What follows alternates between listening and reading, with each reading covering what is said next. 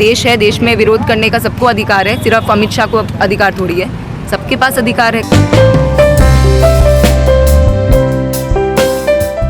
आज भी वही पूंजीपतियों का जो ढांचा है, जो कॉरपोरेट ढांचा है, वो कायम है। उसमें जो महिला नेता निकल के आई है, महिला किसान जो सामने आए हैं और इस बात को कह रहे हैं कि हम भी किसान हैं, हम भी ज़मीन पे काम करते हैं, हमारा भी उसमें योगदान है।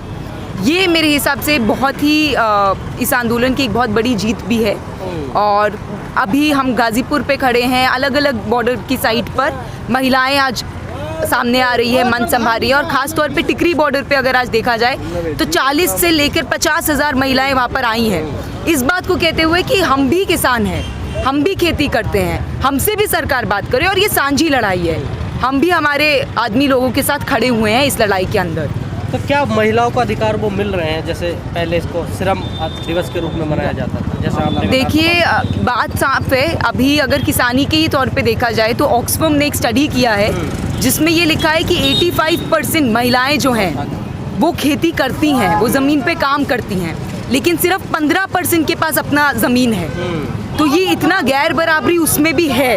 और ये महिलाएं आज इसी बात को कह रही है कि ज़मीन पे ज़मीन हमारी भी है, उसके लिए हम भी लड़ेंगे।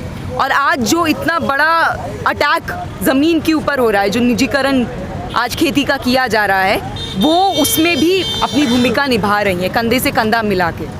ये जो आंदोलन चल रहा है, आपको क्या लग रहा है? एक आंदोलन आपने और देखा था दिल्ली में 1 साल पहले हुआ था, आपको नहीं लग रहा ये आंदोलन भी उसी दिशा में जा रहा हो? दिल्ली में 1 साल पहले जो आंदोलन हुआ था उसमें भी हमने देखा था, खासतौर पे मुस्लिम महिलाएं सड़कों पे उतरी थी।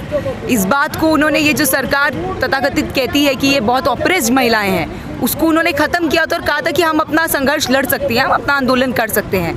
वो एक बहुत ज़बरदस्त आंदोलन हुए देश भर के अंदर, उसमें भी महिलाएं निकली। और आज ये किसानी भी आंदोलन जो चल रहा हो, उसमें अगर आप देखेंगे तो महिलाएं क्या कह रही हैं, वो कह रही है कि हम जाएंगे नहीं, हम यहाँ पर 24 तक बैठने के लिए तैयार हैं, हम नहीं उठेंगे और हमको कोई खरीद नहीं सकता। ये जो पूरी बहस चलती है, पता नहीं महिला को देखते हैं तो लोगों को लगता है कि इसको तो किसी ने कान में कुछ बोल दिया होगा, इसका अपना तो कोई दिमाग नहीं है, अपना अस्तित्व नहीं है, इसको तो समझ में नहीं आएगा, इसको कोई बहला फुसला के ले आया और बिठा दिया है। ये उस समय शाहीन बाग के लिए भी कहा गया था, इस समय आज भी कहा जा रहा है। आज भी कुछ सो कॉल्ड सेलिब्रिटीज़ ने बोला कि इन लोगों को पैसे दे के खरीदा गया है। उसमें अगर कोई महिला किसान इतनी ब्रेव है, वो आज स्टेज संभाल रही है, मन संभाल रही है, उनसे कोई जाकर बात करे तो पूरा आपको बताएंगी। मैं क्या ही बताऊंगी, वो आपको बताएंगी कि वो किस लिए आज आंदोलन कर रही हैं, क्यों ज़रूरत है आज बाहर निकलने की। हमने आपको आंदोलनों में देखा है, इस आंदोलन में 100 दिन से ज़्यादा हो गए आंदोलन चलते। वैसे कहाँ रणनीति में क्या कमी रही जो आंदोलन सफल नहीं हो पा रहा? क्या वजह, आखिर वजह क्या है? देखिए, ये आंदोलन मुझे नहीं लगता कि सफल नहीं हुआ है, आंदोलन सफल है। और एक इतना बड़ा देश के अंदर आंदोलन हुआ जिसने सबको यूनाइट कर दिया, इससे बड़ी बात क्या हो सकती है?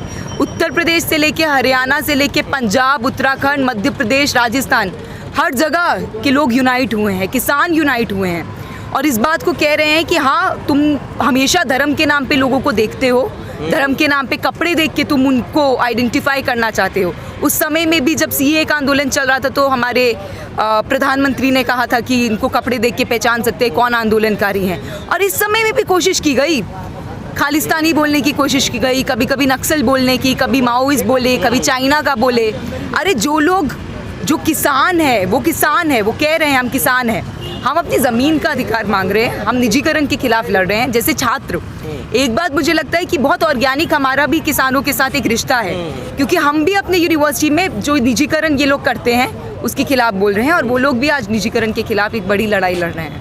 लेकिन सरकार का जैसे स्टैंड क्लियर है कि हम कानून तो वापस नहीं करेंगे, संशोधन करने के लिए तैयार है, तो किसानों के पास क्या रास्ता आगे के लिए? किसान मेरे हिसाब से बखूबी अपना रास्ता निकाल लेंगे, हम उनके साथ हैं। बस हम यही कहने के लिए आए हैं, छात्र होने के नाते, महिला होने के नाते, कि हम इस लड़ाई में आपके साथ खड़े हैं। और ख़ास तौर पे इस बात में कि क्या आगे का रास्ता होगा वो तो किसानों ने साफ कर दिया है कि आप तीनों कानून वापस लीजिए। और सरकार अगर नहीं, मेरे हिसाब से तो ये सारा आंदोलन को जितना भी सरकार ने दबाने की कोशिश की, बहुत सारी बीच में कंट्रोवर्सी करने की कोशिश की, इवन 26 जनवरी पे नवरीत सिंह की मौत हो गई, उसको भी सरकार ने इन्वेस्टिगेशन की जब डिमांड आ रही है कि आप उसमें अनबाइज इन्वेस्टिगेशन करिए, देखिए कि उसमें क्या है। अगर उनके फादर बोल रहे हैं, उनके ग्रैंडफादर बोल रहे हैं, तो आपको इन्वेस्टिगेशन करने में क्या दिक्कत है?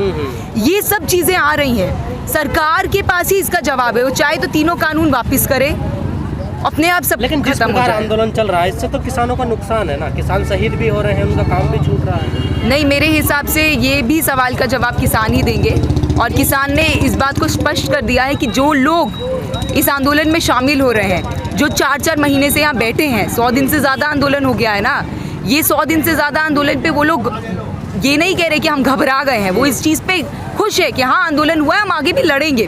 और जितने लोग यहाँ शहीद हुए हैं, उनकी शहीदी को ऐसे ही थोड़ी जाने देंगे। जो शहीद हुए हैं उस आंदोलन के लिए शहीद हुए हैं ना, और जो यहाँ शहीद हुए, जो अभी अपने खेतों में अभी भी शहीद हो रहे हैं, जिन लोगों के अभी भी सुसाइड चल रहे हैं, चाहे महाराष्ट्र का किसान हो या पंजाब का किसान हो, इसकी जिम्मेदारी कौन लेगा? ये बात है। तो क्या कोई जिम्मेदारी लेगा? हो रहे हैं देश में, उस पर असर पड़ेगा? कोई पढ़ना तो चाहिए, लेकिन चुनावी एक राजनीति जो है और एक जो आंदोलन की राजनीति है, बिल्कुल असर पड़ेगा। अगर उत्तर प्रदेश में चुनाव हो और उत्तर प्रदेश के जितने किसान आए हैं, तो कहाँ से हो सकता है कि यही किसान जाके उसी सरकार को वोट दे दे जो ये कानून लाई है? और किसान खुद भी बोल रहे हैं कि आप पिछली बार दिया था, गलती हो गई, हम ही लोग जाकर बॉर्डर पे भी शहीद हो रहे हैं और आप हम ही अभी एंटी नेशनल बोल रहे हो। तो बात बिल्कुल क्लियर है, लेकिन मेरे हिसाब से एक आंदोलन होता है, आंदोलन का अपना रुख होता है, अपना डायरेक्शन होता है, वो चलेगा और किसान उसमें डिटरमाइन करेंगे।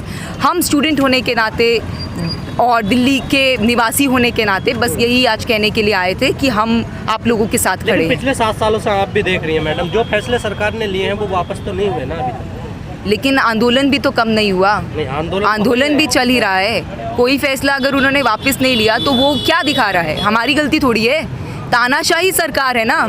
सरकार अगर लोकतांत्रिक देश है, लोकतंत्र के अंदर एक भी बंदे ने अगर स्वर ऊंचा करके कहा कि ये नहीं चाहिए कानून, आपको उसकी बात सुननी पड़ेगी। वो इस देश का नागरिक है, लेकिन आपने बात सुनी। ये हमारे ऊपर इल्ज़ाम थोड़ी है कि 7 साल से आंदोलन चल रहे हैं तो क्या हुआ, या 100 दिन से बैठे हो तो क्या हुआ। हम थोड़ी जिम्मेदार है, सरकार जिम्मेदार है। सरकार आकर पूछे ना, कोई फर्क नहीं पड़ता ना आंदोलन, तो सरकार को डूब मरना चाहिए ना। सरकार कैसी हुई फिर? सरकार की जिम्मेदारी है। वो कह रहे हैं वोट तो हमें दे रही है जनता। बात सरकार के ऊपर है कि अगर कोई 100 दिनों से बैठा है दिल्ली के अंदर, या उस समय जब डोनाल्ड ट्रंप को आप वेलकम कर रहे थे और दिल्ली के अंदर प्रदर्शन चल रहे थे, तो किसकी जिम्मेदारी होगी? हम तो प्रदर्शन ही कर सकते हैं, हम तो देश के नागरिक के प्रदर्शन करेंगे, अपनी बात उठाएंगे, आपको कहेंगे कि इस चीज़ को मानिए, ये जो कानून लाए हैं गलत है। इससे ज़्यादा क्या करेंगे? लेकिन आप सरकार है ना, हुकूमत है, लेकिन तो आपको मानना चाहिए। ये भी है ना, अगर हम गलत काम करते तो हमें जनता वोट क्यों देती? वोट तो हमें दे। अरे तो यहाँ आकर देखे ना, तो ये भी तो जनता है, हम जनता नहीं है क्या? और कैसे वोट मिलता है? क्या हम लोगों को पता नहीं है कि इलेक्शन मशीनरी कैसे चलता है? मीडिया जो सबसे बड़ा हथियार सरकार ने बना लिया। अगर डेमोक्रेसी है, लोकतंत्र है, फ्री एंड फेयर इलेक्शन है, तो सारी इंस्टीट्यूशंस के अंदर आपको अपने लोगों को बिठाने की क्या ज़रूरत है? मीडिया को खरीदने की क्या ज़रूरत है? मीडिया पे सेंसरशिप करने की क्या ज़रूरत है? स्टूडेंट्स जो आपके खिलाफ आंदोलन कर रहे थे उनको अरेस्ट करने की क्या ज़रूरत थी? अभी किसानों पे इतना फर्जी FIR करने की क्या ज़रूरत थी? अगर आपको लगता है कि ठीक है जो भी हो रहा है ये 10 लोग बैठकर शोर मचाते रहेंगे, आपको तो लोग वोट कर रहे हैं, तो इतना क्रैकडाउन क्यों कर रहे हो भाई? कितने किसानों पे FIR हुआ है? कितने किसान मिसिंग है? क्या कोई अकाउंटेबिलिटी है? लेकिन बार बार कहा जाता है मैडम, जितने भी आंदोलन में हम जा रहे हैं, चाहे शाहीन बाग हो, ये तमाम आंदोलन की मीडिया बिका हुआ है। जब मीडिया बिका हुआ तो कोई भी खरीद सकता है फिर तो उसको। यार आप भी मीडिया के आदमी हैं, मीडिया में जो सही रिपोर्टिंग कर रहा है, मनदीप पुनिया सही रिपोर्टिंग कर रहे थे तो क्या हुआ? जेल में डाल दिया। ठीक है, तो कौन सही रिपोर्टिंग जो कर भी रहा है, जो अपना काम कर रहा है, मैं तो फैन नहीं हूँ उसकी कि कोई अच्छा काम कर रहा है, कोई बिक रही है तो कोई भी खरीद सकता है। खरीदना सही है क्या? खरीदना ही तो सही नहीं है, उसको बचाने की लड़ाई है, उसको खरीदने की या बेचने की लड़ाई नहीं है। बात साफ है, लोकतंत्र है। आप बहुत सारी पार्टी आती है, बहुत सारी पार्टी जाती भी हैं, ठीक है, और एक सिस्टम बना होता है जिसमें एक मीडिया होता है, जुडिशरी होता है, एग्जीक्यूटिव होता है, आर्मी होता है। वो सिस्टम के अंदर ये जो इन्फिल्ट्रेशन चल रहा है ना RSS का, ये नहीं चलेगा, ये बात है। तो क्या इस आंदोलन के पीछे भी RSS है? इस आंदोलन के पीछे RSS कहाँ से हो गई? ये आंदोलन तो चल रहा है, जनता का आंदोलन है। हम ये कह रहे हैं कि जो सिस्टम के अंदर लोगों को बिठाया जा रहा है, जुडिशरी के अंदर आप अपने प्रचारक को बिठाएंगे, एक जज है चीफ जस्टिस ऑफ इंडिया जो बोल देगा कि अगर रेप विक्टिम को और रेप एक्यूज को उससे पूछ लेगा वहाँ पर कि क्या तुम शादी करोगी। ये क्या है? मजाक चल रहा है क्या देश में? क्या कोई कॉन्स्टिट्यूशन नहीं है? और ये जो 3 फार्म एक्ट्स आए हैं, 3 काले कानून आए हैं, ये भी तो कौन सा कॉन्स्टिट्यूशनली पास किए गए थे। हिम्मत ही तो पूरा सदन बुलाते ना, वहाँ पर वो लोग कह रहे हैं कि आप गलत तरीके से पास कर रहे हैं, लेकिन आपने फिर भी पास कर दिए। ठीक है, तो कॉन्स्टिट्यूशनल तरीके से तो कुछ हुआ नहीं है, तो हम लोगों पे अकाउंटेबिलिटी ठहराने की कि आप बैठे हुए हैं, देखो कुछ हो नहीं रहा। अरे आपने कौन सा पूरा लीगल तरीके से काम कर लिया, और आपने क्यों फर्जी मुकदमे लगाए लोगों पे? अगर आपको डर ही नहीं था तो क्यों लोगों को बंद किया? डर ही नहीं था तो यूएपीए जैसे टेरर एक्ट के अंदर स्टूडेंट्स को बंद क्यों किया? सीए प्रोटेस्टर्स को बंद क्यों किया? ठीक है, ये बात है। लेकिन एक मेरा आखिरी सवाल, जिस प्रकार से किसान नेता जाके पंचायतें कर रहे हैं और एक जागरूक अभियान चला रहे हैं पूरे देश में, लेकिन कृषि मंत्री कह रहे हैं कि भीड़ इकट्ठा करने से कानून वापस नहीं होगा। भीड़ तो इन्होंने भी इकट्ठा की थी, इमरजेंसी लगा था तो भीड़ ही इकट्ठी हुई थी, संपूर्ण क्रांति का नारा लगा था उस समय में भी।